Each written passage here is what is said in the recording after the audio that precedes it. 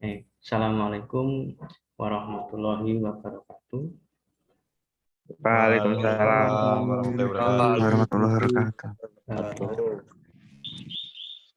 Tidak lupa kita bersyukur kepada Allah Subhanahu wa Ta'ala pada hari ini kita dapat bertemu kembali meskipun secara virtual di dalam perkuliahan kimia dasar pertemuan yang ketiga. Pada pertemuan kali ini kita akan mempelajari tentang stoikiometri, gitu ya. Apa itu stoikiometri? Mari kita lihat. Nah, di bab 3 ini saya bagi menjadi dua bagian. Ya. Yang pertama adalah kita akan membahas hubungan massa dalam reaksi kimia. Nah, jadi setelah kemarin kita bersama-sama sudah memahami apa itu yang dimaksud dengan atom, molekul, kemudian ion, ya, lalu senyawa beserta tata nama penamaannya. Nah, mulai di bagian ini kita akan lebih lanjut mempelajari bagaimana ya atom, kemudian senyawa, ya, unsur dan sebagainya itu keterlibatannya di dalam reaksi kimia. Nah, sebelumnya kita mulai dari massa atomik. Kita bahas massa atomik. Nah, massa atom tentu saja secara mikro ini tergantung atau kita lihat dari sisi atom dan molekulnya. Nah, adapun secara mikro atau secara makro, ya massa itu yang digunakan adalah dalam satuan gram. Nah, massa atom itu merupakan massa dari atom, ya, dalam satuan massa atom. Jadi, Pak, ya, absennya belum bisa ya, Pak? absennya sudah, ya, tadi sudah saya set. Sudah bisa, Mas. Sudah bisa. Oke. Nanti kalau kan silakan dicoba lagi aja. Baik, saya lanjutkan. Ya. Jadi sampai massa atom. Jadi massa atom itu ditentukan atau satuannya adalah satuan massa atom atau SMA. Kalau dalam bahasa Inggrisnya adalah atomic mass unit atau AMU gitu. Nah, kalau di dalam dunia makro kita menggunakan standar massa itu adalah kilogram, ya kan? Yang mana ditetapkan, ya, itu standarnya adalah sebuah logam yang terbuat dari platina iridium yang disimpan di Sevres gitu kan biasanya. Nah, kemudian untuk satuan massa atomik itu yang dijadikan sebagai standar adalah atom karbon, yaitu dipilih atom karbon. Nah, secara internasional disepakati bahwa satu atom karbon, karbon di sini adalah karbon 12, C12 itu beratnya dalam tanda kutip atau lebih tepatnya adalah masanya adalah 12 SMA gitu. Nah, berdasarkan standar ini kemudian massa-massa atom yang lain itu ditentukan. Sebagai contoh, kalau ditimbang maka massa atom hidrogen itu adalah 1,008 SMA. Kemudian massa atom oksigen O16 itu adalah 16 SMA. Nah, itu massa atomik. Ya. Nah, sebagaimana yang kita ketahui bahwa beberapa unsur itu keberadaannya di alam itu berupa isotop, ya. Di isotop, ya. Untuk kita masih ingat di pertemuan yang lalu, isotop adalah atom dengan nomor nomor atom yang sama tetapi nomor masanya berbeda gitu. Bagaimana dengan isotop itu? Maka kita ambil contoh saja litium. Ya. Litium ini keberadaannya di alam itu berupa, ya, bisa berupa litium dengan nomor massa 6, ya, dan litium dengan nomor massa 7, ya, di mana persentasenya adalah 7,42%-nya itu litium Li6 ini, dan 92,58%-nya berupa litium dengan nomor massa 7. Dengan massa tepatnya adalah yang ini 7,42%-nya itu 6,015 SMA, dan yang 7, yang nomor massanya itu 7,016 SMA. Nah, untuk isotop yang seperti ini maka massanya digunakan massa atom rata-rata. Nah, massa atom rata-rata dari litium ditentukan sebagai berikut. Jadi berdasarkan persentase tadi, ya. Nah, ini jadi kan tadi yang 7, yang 7,42%-nya bermassa 6,015. Kalikan dan ditambah dengan 92,58% kali 7,016 SMA per 100. Ketemulah massa atom rata-ratanya 6,941 SMA. Tuh. Nah, jadi maka kemudian di dalam tabel periodik, ya, tabel sistem periodik unsur, massa Li yang tertera di sini itu adalah massa rata-rata, massa atom rata-rata, yaitu 6,941 gitu. Nah, demikian juga massa atom yang lain gitu. Jadi kalau nanti dia berupa isotop, maka yang ditulis di sini yang dipakai adalah massa atom rata-rata. Nah, di dalam tabel periodik di sini yang saya tunjukkan di sini adalah yang tabel yang sederhana ini hanya menunjukkan yang atas kemarin nomor atom, yang bawah adalah massa, ya. Nah, itu. Jadi di sini, nah, tabel ini nanti yang akan kita gunakan sebagai acuan di dalam menentukan atau mencari massa atom. Nah, dalam perhitungan-perhitungan selanjutnya. Dan tabel ini sudah saya upload juga di Bebas, nanti bisa diunduh dan digunakan sebagai acuan di dalam perhitungan-perhitungan yang melibatkan massa atom. Jadi misalkan nanti teman-teman nanti menentukan massa, misalkan mencari massa Fe, besi, berarti di sini yaitu 55,85 gitu. Terus misalkan mencari massa seng, ya, Zn itu berarti 65,39 gitu, ya, atau demikian seterusnya. Massa emas misalkan Au di sini berarti 197,0. Massa misalkan apalagi nitrogen, nah di sini 14,01 itu massa atom, ya.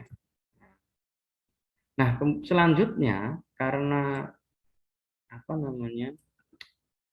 atom itu kan sangat kecil gitu, sehingga juga masanya kecil dan seterusnya. Maka kemudian nanti selanjutnya digunakan satuan yang lebih besar begitu untuk menyatakan jumlah, ya, jumlah zat, yaitu massa molar. Nah, massa molar ini idenya itu bisa jadi hampir sama dengan kayak begini, ya. Kalau sepasang sepatu, itu berarti orang sudah paham bahwa sepasang sepatu itu ya isinya 2 sepatu, kiri dan kanan. Sepatunya ada 2. Gitu.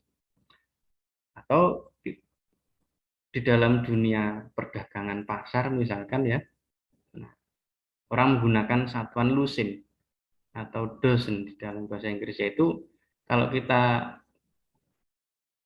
bilang satu lusin, ya satu lusin apa ya, misalkan satu lusin telur gitu ya, berarti isinya 12 gitu. Atau yang lebih besar lagi misalkan satu kodi ya, satu kodi itu 144 biji. Nah, dalam skala atomik juga demikian, karena kalau satu SMA itu kecil, maka kemudian digunakan massa molar. Gitu. Nah,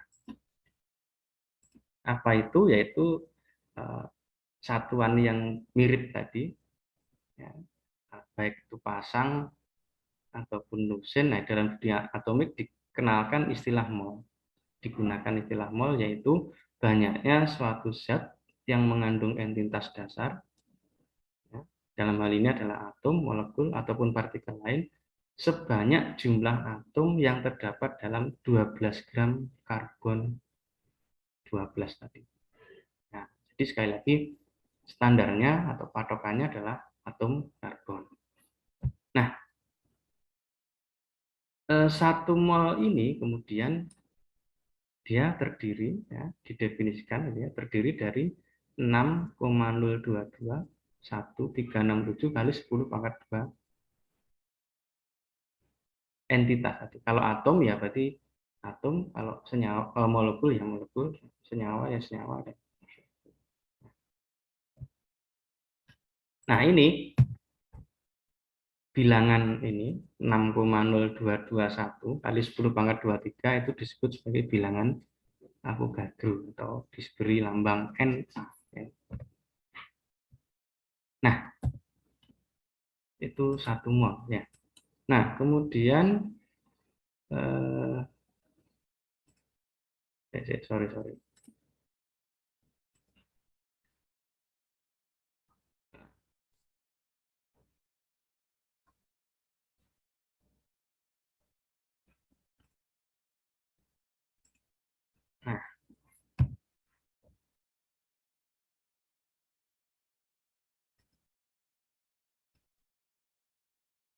Nah, lalu kemudian massa molar ya, adalah massa dalam gram atau kilogram dari 1 mol entitas ya, atom atau molekul. Jadi massa molar itu berarti massa dari 1 mol atom atau molekul gitu. Nah, tadi 1 mol atom C12 itu sebanyak 6,022 kali 10 pangkat 23 atom, itu setara dengan 12 gram. Ya. Yang coret-coret siapa ini? Setara 12 gram. Nah, dan satu atom C12 itu 12 SMA.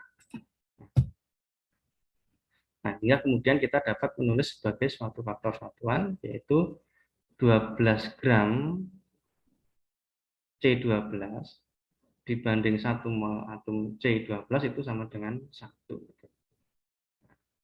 Atau 1 mol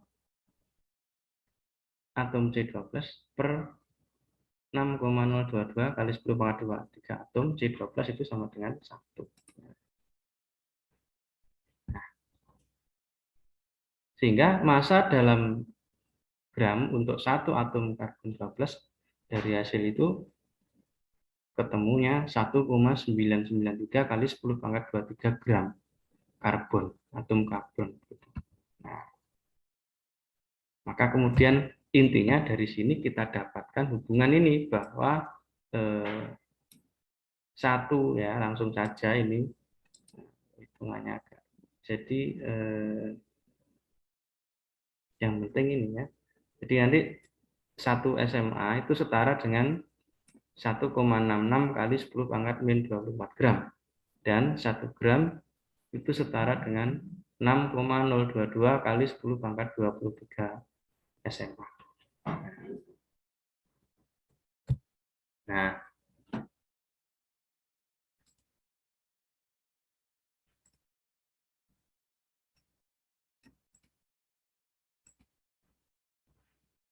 jadi tadi massa 1 mol atom karbon 12 itu 12 gram, ya kan? Dan dengan demikian 1 mol atom litium ya 6,941 gram. Jadi untuk tiap unsur itu berlaku ini, massa atom di dalam SMA itu sama dengan massa molar dalam gram. Gimana maksudnya? Ngerti nggak kira-kira? Nah, kita kembali ke sini tadi yang apa namanya tabel periodik tadinya. Nah, di sini. Jadi tadi berlaku bahwa 1 mol massa dalam SMA itu massa dalam gram gitu kan. Jadi 1 mol karbon itu 12 SMA. Terus 1 mol apa tadi? Litium itu 6,941 gram gitu ya.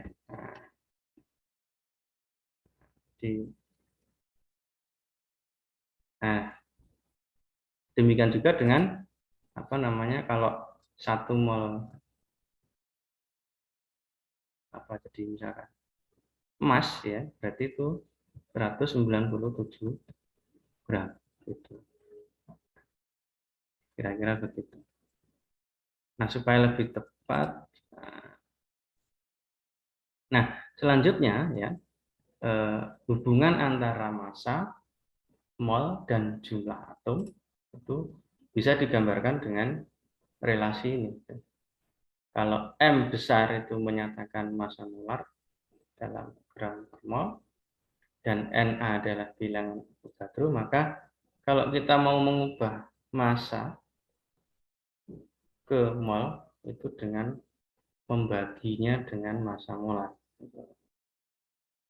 Massa dalam gram dibagi dengan massa molar. Nah, itu nanti menjadi mol. Nah, sebaliknya kalau dari mol ke massa gram atau kilogram maka dikalikan dengan massa molar.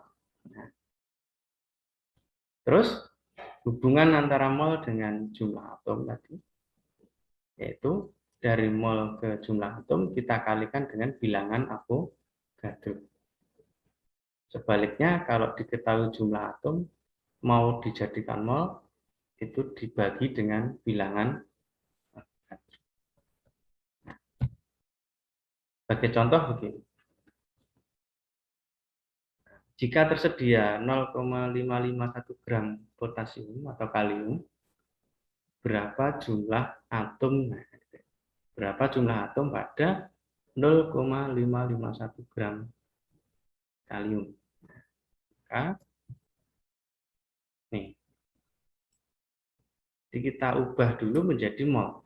Ya, jadi dalam perhitungan kimia, maka semuanya kalau belum dalam satuan mol, maka terlebih dahulu kita ubah menjadi satuan mol.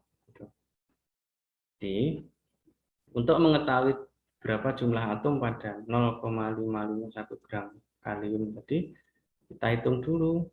Nah, kita lihat dulu kalium tadi. Nah, jadi massa dalam gramnya 0,551 gram, massa molar kalium adalah 39,10. Dari mana tahu? Ya, dari tabel periodik tadi. Makanya nanti saya harapkan semuanya itu mendownload tabel periodik tadi yang sudah saya upload di bebas gitu dan digunakan untuk perhitungan-perhitungan kimia selanjutnya. Jadi massa molar dari kalium 39,10. Dari mana tahu? Kita tahu dari tabel periodik. Baiklah, saya cek lagi, kalau ini kita cek lagi ya. Nah, di kalium K. K itu logam. Nah, di sini. Nah, ini kelihatan ya yang nomor atomnya 19, nomor masanya 39,10 gitu. Jadi angkanya dari sini. Baik, kita kembali ke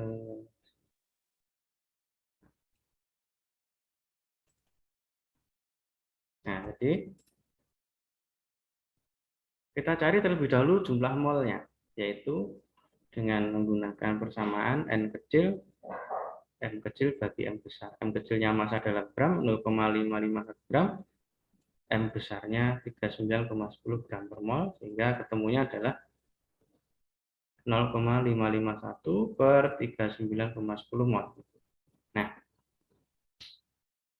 ini boleh dihitung langsung atau kita biarkan aja dulu begitu, karena perhitungan kita belum selesai. Nah, selanjutnya kita hitung jumlah atom K-nya N.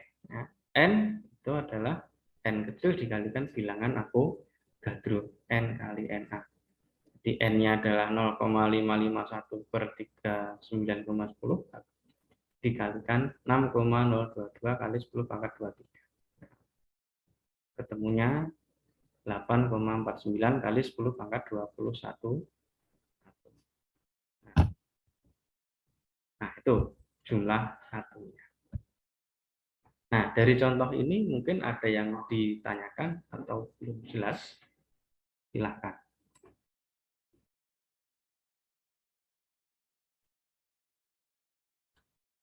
Untuk absennya ada yang masih belum bisa, Pak. Ya, saya. Oh ya. Bentar ya. Itu untuk dapatnya 6,022 itu dari mana, Pak? 6,022 itu adalah tetapan tadi yang namanya bilangan Avogadro. Nah, jadi itu harus diingat. Bilangan Avogadro 6,022 kali 10 pangkat 23. Ya, Ya. ya Pak. Oke.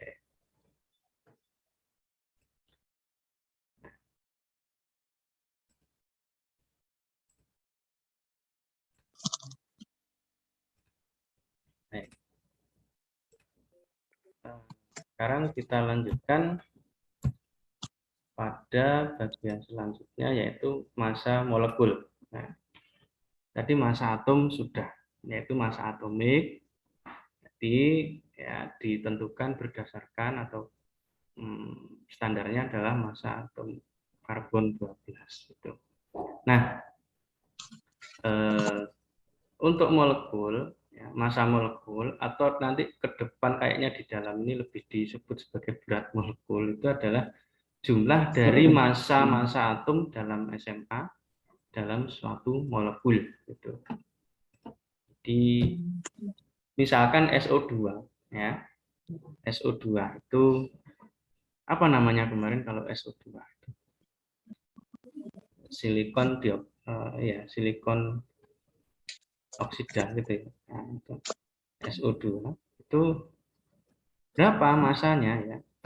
Maka kita hitung, karena di dalam SO2 itu ada satu atom S. Nah, maka masanya adalah 1 kali atom S, yaitu 32,07 SMA. Dan di situ ada 2 atom O. Ya, ada 2 atom O, maka kita tambahkan dengan 2 kali massa atom O. Gitu. Sehingga totalnya adalah 64,07 SMA. Nah, gitu.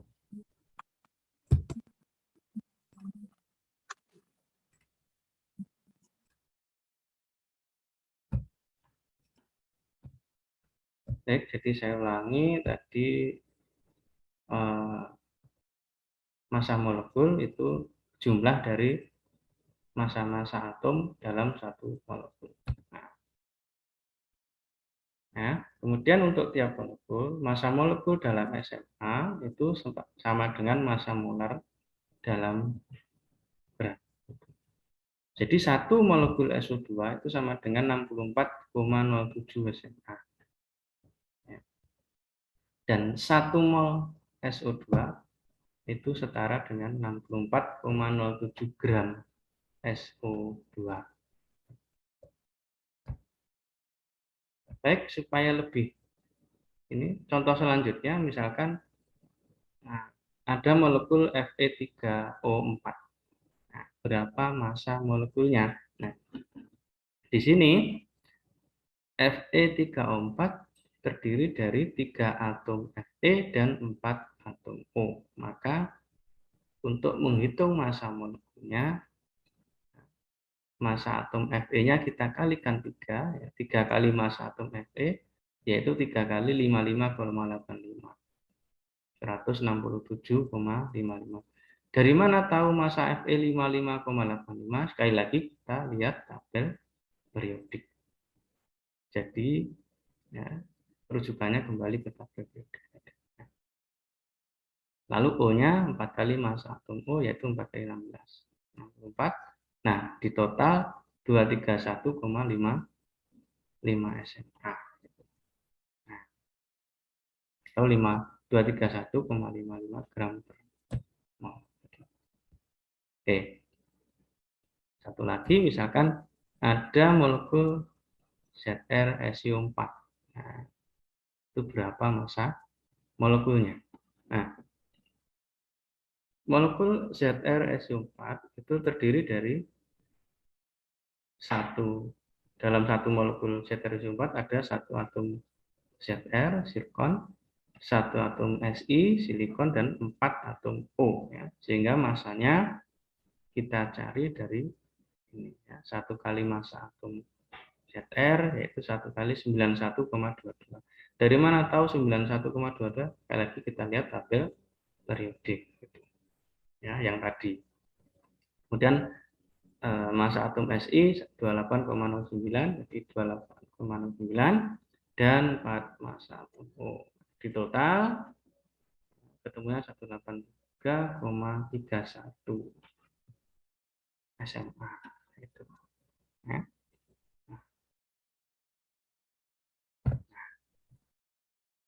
Itu contoh selanjutnya, ya misalkan, ya perhatikan. Nah sekarang berkaitan tadi sudah berlatih menghitung massa molekul. Nah, sekarang berapa jumlah atom H di dalam 72,5 gram C3H8O. Jadi di sini ada molekul C3H8O sebanyak 72,5 gram. Kita diminta mencari berapa jumlah atom H di sini. Nah, penyelesaiannya kita cari dulu massa molarnya. Massa molar dari molekul C3H8O. Nah, karena C3H8O tadi terdiri dari 3 atom C, 8 atom H, dan 1 atom O, maka massanya, massa molarnya M besar adalah 3 kali 12. 12 ini massa atom C-nya. Tambah 8 kali 1, ini adalah massa atom H-nya. Dan 1 kali 16, yaitu massa atom O. Nah, ketemunya nanti 60 gram per mol. Nah, lalu selanjutnya kita cari molnya. Ya. Dicari terlebih dahulu mol C3H8O, yaitu mol adalah massa dalam gram dibagi dengan massa molar. Itu 72,5 gram per 60 gram per mol. Ketemunya 7,25 per 60 mol. Nah, selanjutnya, nah, kemarin ketika kita membahas rumus molekul, ya kan, bahwasannya ini menunjukkan perbandingan massa begitu. Maka di dalam 1 mol C3H8O itu terdapat 8 mol atom H. Ya. Ingat, di dalam 1 mol senyawa C3H8O terdapat 8 mol atom H. Karena kemarin di dalam rumus molekul itu menunjukkan perbandingan mol dari atom-atom penyusunnya. Nah, maka jumlah mol dari atom H di dalam senyawa ini adalah 8 kalinya, yaitu 8 kali 7,28/60. Nah, selanjutnya jumlah atom H itu N, ya, sama dengan mol N kecil dikalikan dengan bilangan Avogadro, ya, yaitu tadi 6,022 kali 10 pangkat 23. Jadi N-nya tadi 8 kali 7,25/60 dikalikan bilangan Avogadro-nya 6,022 kali 10 pangkat 23, yaitu 5,82 kali 10 pangkat 24.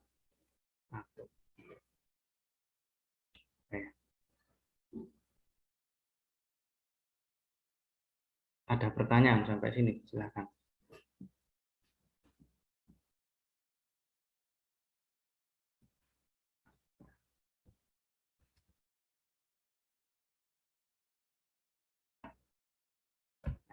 Kita lanjut. Satu lagi supaya lebih jelas misalnya.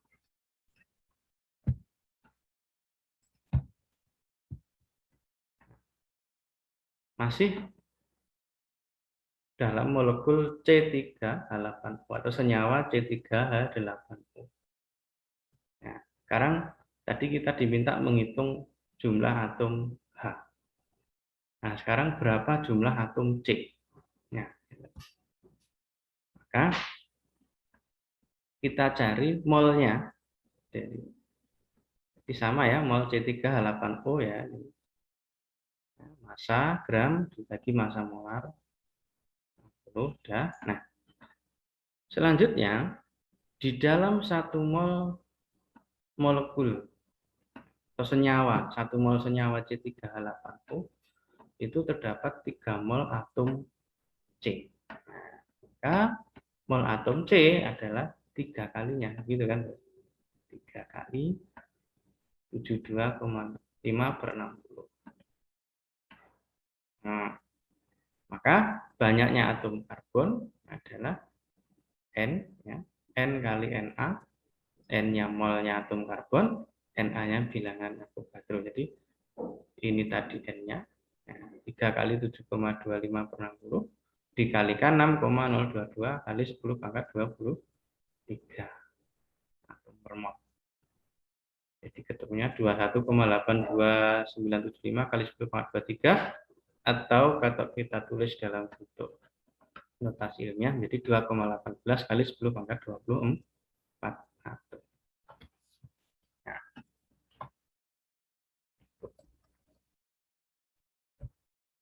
Oke, apakah ada pertanyaan?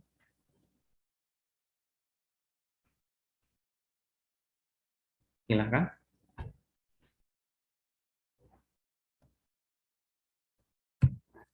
Baik, kalau tidak ada, kita lanjutkan.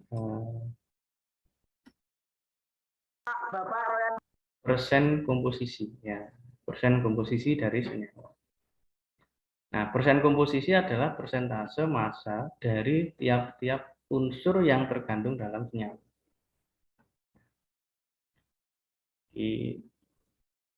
Dirumuskan begini. Itu persen komposisi adalah N kali massa molar unsur dibagi massa molar senyawa kali 100%. N di sini adalah molnya. Begitu. Contoh. Jadi N di sini adalah jumlah mol unsur dalam 1 mol senyawa.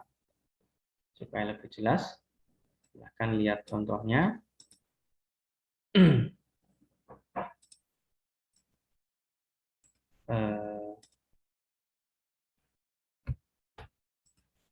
Misalkan C2H6O, ada molekul atau senyawa C2H6O. Maka kalau kita mencari berapa persen komposisi dari C, maka di sini sama dengan 2 kali 12,01 gram per 46,07 gram kali 100%.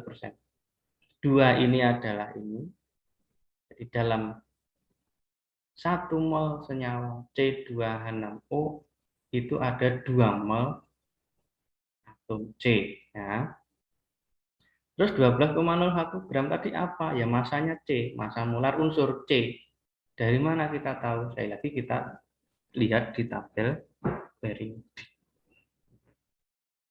Nah, terus 46,07 ini adalah massa molar dari C2H6O. Jadi 2 kali massa atom C, ya, massa molar atom C, ditambah 6 kali massa molar atom H, ditambah 1 kali massa molar atom O. Ketemunya 46,07. Kalikan 100%. Jadi ketemunya 52,14%.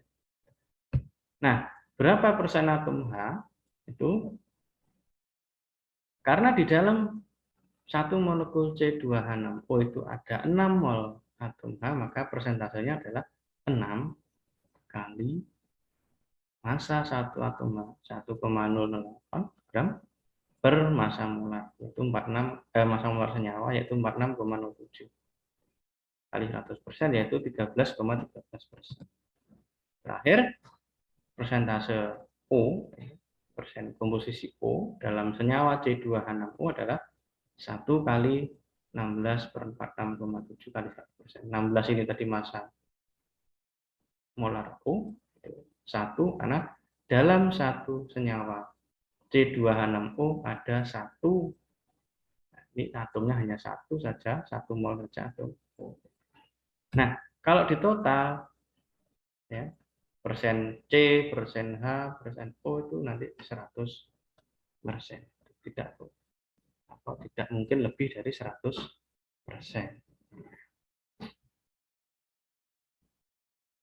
Demikian tentang persen komposisi.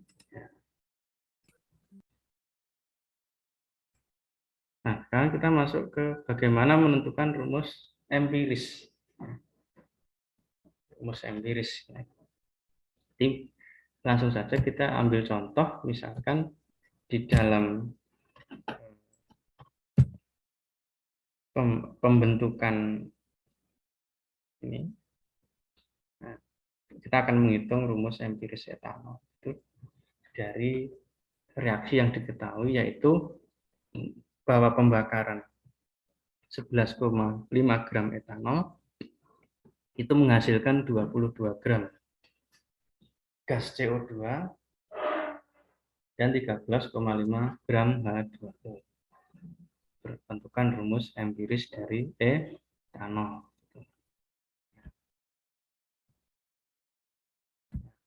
Kita tuliskan reaksinya. Jadi reaksinya tadi etanol, ya, reaksi pembakaran itu mesti melibatkan oksigen, ya. Jadi etanol bereaksi dengan oksigen menghasilkan CO2 dan H2O. Nah, yang masing-masing komposisinya begitu, dari 11,5 gram, 22 gram, dan 22 gram CO2 dan 13,5 gram H2O. O2-nya dianggap berlebih. Nah, karena etanol ketika dibakar menghasilkan CO2 dan H2O, unsur-unsurnya ada CO dan H, maka secara logika etanol berarti terdiri atas unsur C, H, dan O. Nah, untuk memperoleh rumus empirisnya diperlukan perbandingan mol dari C, H, dan O. Kita cari satu-satu. Pertama kita cari mol CO2, yaitu dari yang diketahui ada 22 gram CO2. Maka kita cari molnya, yaitu mol CO2 adalah massa CO2 dalam gram dibagi dengan massa molar CO2, massa molekul CO2. 22 dibagi 12 plus 2 kali 16. Ini tadi massa C-nya dibulatkan jadi 12. Nah, hingga 22 per 44 atau 0,5 mol. Nah, dalam 1 mol CO2 terdapat 1 mol C, sehingga mol C adalah 1,01 kali 0,5 mol, yaitu 0,5 mol. Nah, maka massa C-nya adalah mol kali massa molar, yaitu 0,5 kali 12. 6 gram. Nah, selanjutnya, oke, mol C sudah ketemu. Sekarang ke molnya H, yaitu kita cari dari H2O. Diketahui tadi H2O adalah 13,5 gram. Maka molnya 13,5 dibagi dengan massa molar H2O. Massa molekul H2O yaitu 2 kali 1 ditambah 16. 13,5 per 18 atau 0,735 mol. Nah, di dalam 1 mol H2O terdapat 2 mol H, sehingga molnya H adalah 2 kalinya. 2 kali 0,75 mol, yaitu 1,5 mol. Nah, maka massa H di sini adalah molnya H dikalikan massa molekul H, yaitu 1,5 kali 1, 1,5 gram. Nah, maka sekarang kita bisa mencari yaitu massa O. Nah, berapa massa O? Kan tadi di soal tidak diketahui. Massa O tentu saja adalah massa etanol dikurangi dengan massa C dan H. Nah, logis ya, yaitu 11,5 gram dikurangi 6 plus 1,5 gram. Atau ketemunya adalah 4 gram. Nah, dari sini maka kemudian kita bisa mencari mol O, yaitu molnya O, massa O dalam gram dibagi dengan massa molar, yaitu 4 per 16 atau 0,25 mol. Nah, sehingga rumus empiris itu kan rumus kimia yang menunjukkan perbandingan mol antara atom-atom penyusun dari senyawa itu. Jadi C, kita tulis molnya. Tadi kan C 0,5 mol, H 1,5 mol, dan O 0,25 mol. Kemudian, supaya ini tidak berupa bilangan pecah, supaya perbandingannya bulat, maka kita bagi dengan subskrip terkecil. Yakni di sini di antara subskrip 0,5, 1,5, dan 0,25 itu yang terkecil adalah 0,25, sehingga kita bagi dengan 0,25. Hasilnya, nah ini 0,25 bagi 0,25 itu 1, 1,5 bagi 0,25 6, 0,5 bagi 0,25 2. Sehingga kita ketemu rumus empiris etanol adalah C2H6O. Gitu. Nah, baik. Sampai sini ada pertanyaan? Menentukan rumus empiris. Jadi untuk menentukan rumus empiris, kita butuh perbandingan atau butuh mengetahui mol dari masing-masing atom penyusun suatu senyawa.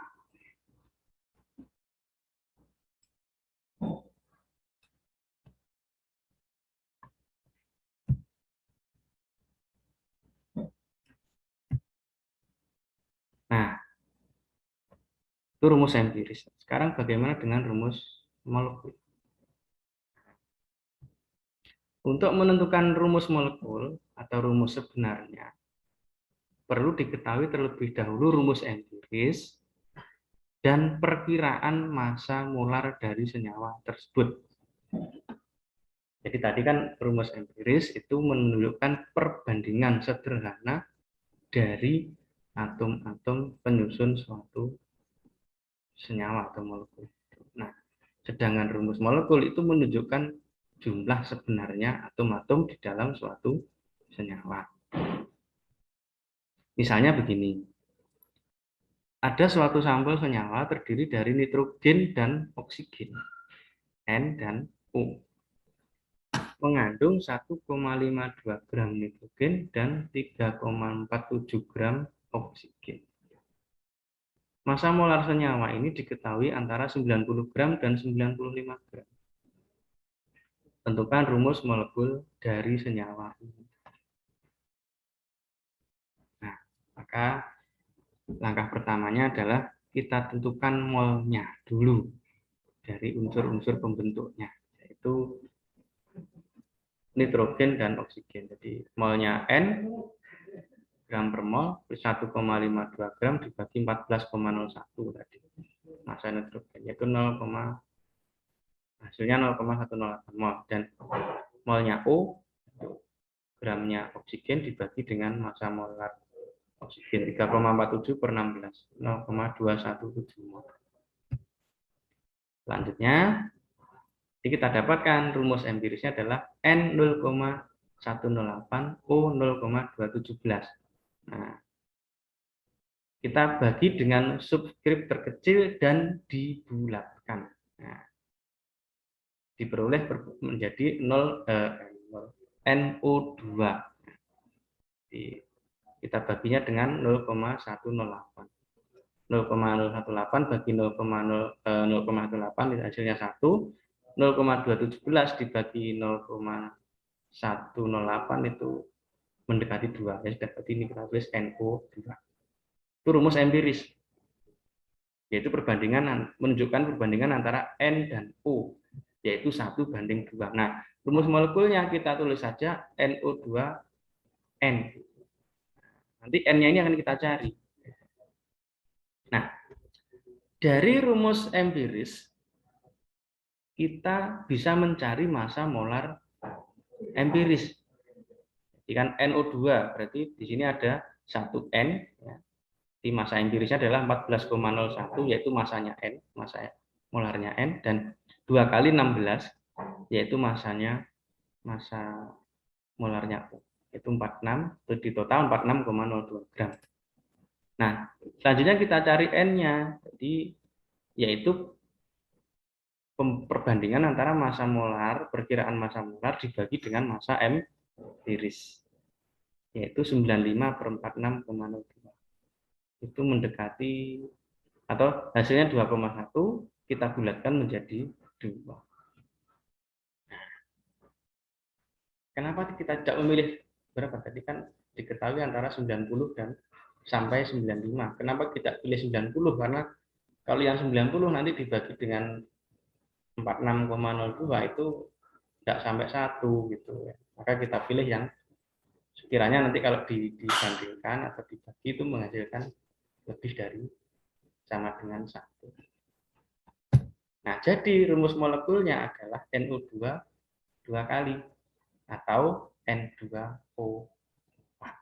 Itu rumus molekul.